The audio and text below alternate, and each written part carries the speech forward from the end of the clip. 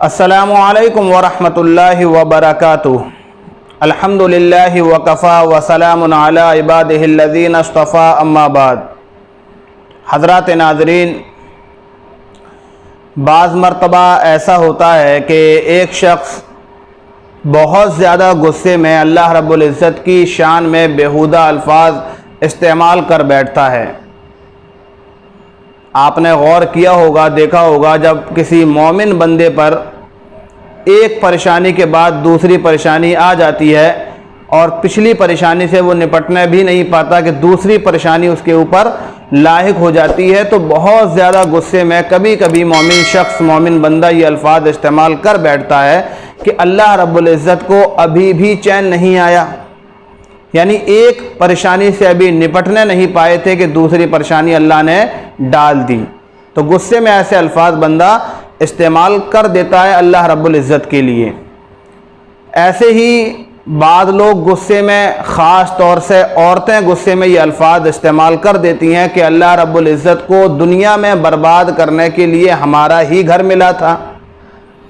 اور یہ عام طور پر ایسے وقت میں ہوتا ہے جب گھر کے اندر کسی نوجوان ذمہ دار فرد کی موت واقع ہو جائے، تو اس وقت گھر کی عورتیں غصے میں صبر نہ کرتے ہوئے الفاظ استعمال کرتی ہیں کہ اللہ رب العزت کو پوری دنیا میں ہمارا ہی گھر برباد کرنے کے لیے ملا تھا۔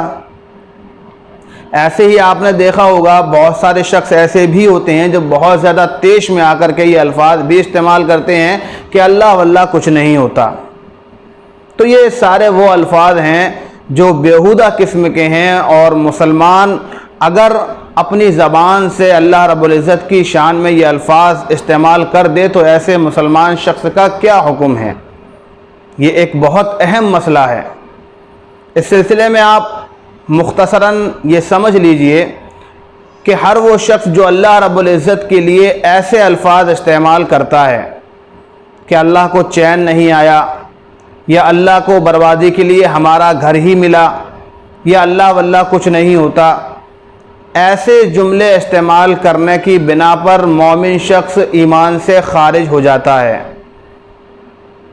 اگر وہ فوراً ہی زبان سے نکلنے کے بعد فوراً ہی اس کو اپنے ان الفاظ پر ندامت کا اظہار ہونے لگے، ندامت کا احساس ہونے لگے، اور وہ یہ احساس اپنے دل کے اندر پیدا کر لے کہ جو الفاظ میں نے اللہ رب العزت کی شان میں استعمال کیے ہیں یقیناً یہ غلط ہے، اور فوراً ہی توبہ و استغفار کر لے، تو پھر اللہ رب العزت ایسے قول شنی کو معاف بھی کر دیتا ہے۔ لیکن پھر بھی احتیاطاً ایسے شخص کے لیے تجدید نکاح کی ضرورت پڑتی ہے، یعنی اگر شادی شدہ شخص ہے اور اس نے ایسے لفظ استعمال کر دیے ہیں تو توبہ و استغفار کے بعد احتیاطی طور پر ضروری ہے کہ وہ اپنی بیوی سے دوبارہ سے نکاح کر لے، کیونکہ یہ کفریہ الفاظ ہیں۔ یہ الفاظ استعمال کرنے کی بنا پر بندہ ایمان سے خارج ہو جاتا ہے۔ رہا بندوں کے اوپر پریشانیوں کا آنا، تو اللہ رب العزت کی طرف سے یہ آزمائش کے طور پر اترتی ہیں، اور اللہ نے اسی کو بندے کی امتحان کی چیز بنایا ہوا ہے۔ صاف فرمان ہے اللہ رب العزت کا، وَلَنَبْلُوَنَّكُمْ بِشَيْءٍ مِنَ الْخَوْفِ وَالْجُوعِ وَنَقْصٍ مِنَ الْأَمْوَالِ وَالْأَنفُسِ وَالثَّمَرَاتِ، کہ ہم تم کو دنیا کے اندر بہت مختلف طریقوں سے آزمائیں گے۔ کبھی تمہارے دلوں کے اوپر خوف طاری کر دیا جائے گا، کبھی مالوں کے اندر کمی کر دی جائے گی، کبھی تمہاری بہت اہم چیز کو تم سے چھین لیا جائے گا۔ تو جب اللہ کی طرف سے یہ آزمائشیں آتی ہیں تو بندوں کا حق یہ بنتا ہے کہ اب ان آزمائشوں پر صبر کا دامن تھامے رکھے، صبر کے دامن کو مضبوطی سے پکڑے رکھے، نہ کہ یہ کہ اللہ رب العزت کی بارگاہ میں گھبرا کر، غصے میں آ کر بیہودہ الفاظ استعمال کرے۔ تو ایسے الفاظوں سے بچنے کی ضرورت ہے۔